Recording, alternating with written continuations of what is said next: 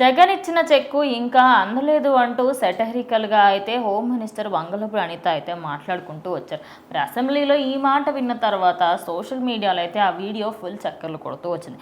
మరి అసలు ఆయన ఏ స్కీమ్ కింద మనీ ఇవ్వలేదు, ఏం జరిగింది? సో విజయవాడ గత వర్షాలు పడినప్పుడు గత సంవత్సరంలో విజయవాడ అంతా కూడా తీవ్రంగా ఒక దిగ్భ్రాంతికి చెందింది.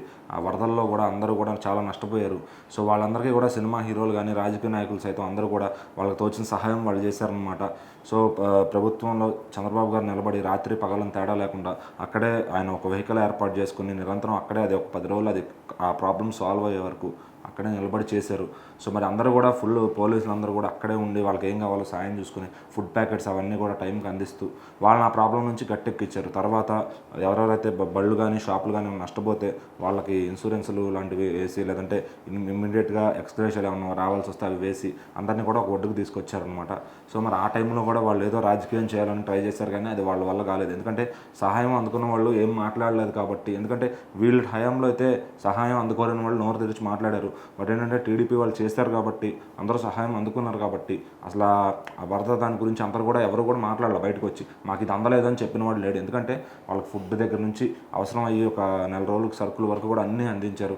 సో అందుకని ఈ ప్రభుత్వం జనం కోరుకుని తెచ్చుకుంది అందుకే మరి. సో అదే గత ప్రభుత్వంలో అలా జరుగుంటే కనుక వాళ్ళని గాలికి వదిలేసేవాళ్ళు ఖచ్చితంగా జనాల్ని. సో వాళ్ళు రావండి అని చెప్పి అట్లా వదిలేసేవాళ్ళు అనమాట. మరి అందులో ఈ సెలబ్రిటీలతో పాటు మన సెలబ్రిటీ జగన్ గారు కూడా ₹1 కోటి చెక్ అనౌన్స్ చేయడం జరిగిందనమాట. సో నేను ప్రభుత్వానికి ₹1 కోటి ఇస్తాను అని చెప్పి విరాళంగా ఇస్తానని ప్రకటించారు ఆయన.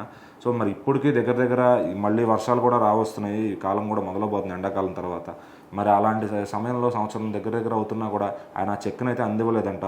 సో మరి దాని గురించే అనిత గారు అయితే చెప్పడం జరిగింది. సో మాట మీద నిలబడటం చేత కాదు అనేది జగన్ అందుకే అనమాట. ఎందుకంటే మరి ₹1 కోటి తనకి పెద్ద ఇష్యూ కాదు. ఎందుకంటే తన దగ్గర ఒక వెంట్రుకు పోయినట్టు అంతే తప్ప ₹1 కోటి పోతే తనకేం పెద్ద లాస్ ఏమి ఉండదు. మరి ఆ ₹1 కోటి ప్రభుత్వానికి ఇస్తే వాళ్ళకి దేనికో దానికి ఉపయోగపడుతుంది.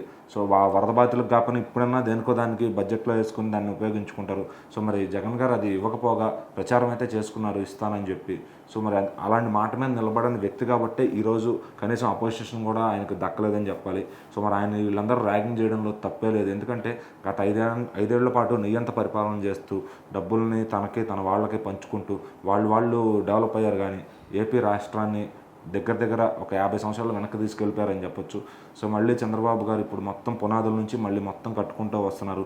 సో అది నవనిర్మాణంగా అవ్వాలి ఆంధ్రప్రదేశ్ అంటే, మరి మినిమం హైదరాబాద్ రేంజ్లో రూపుదిద్దుకోవాలి అంటే ఖచ్చితంగా ఇంకొక 7-8 ఏళ్ళు ఖచ్చితంగా పడుతుంది. సో మరి ఈ జనాలు మైండ్ సెట్ మారిపోకుండా మళ్ళీ ఈ ప్రభుత్వాన్ని ఉంచుకుంటే కనుక ఖచ్చితంగా ఏపీ డెవలప్మెంట్ అనేది చాలా బాగా జరుగుతుంది. సో మరి చూద్దాం మరి నెక్స్ట్ ఏపీ ప్రజల మైండ్ సెట్ ఎలా ఉంటుంది.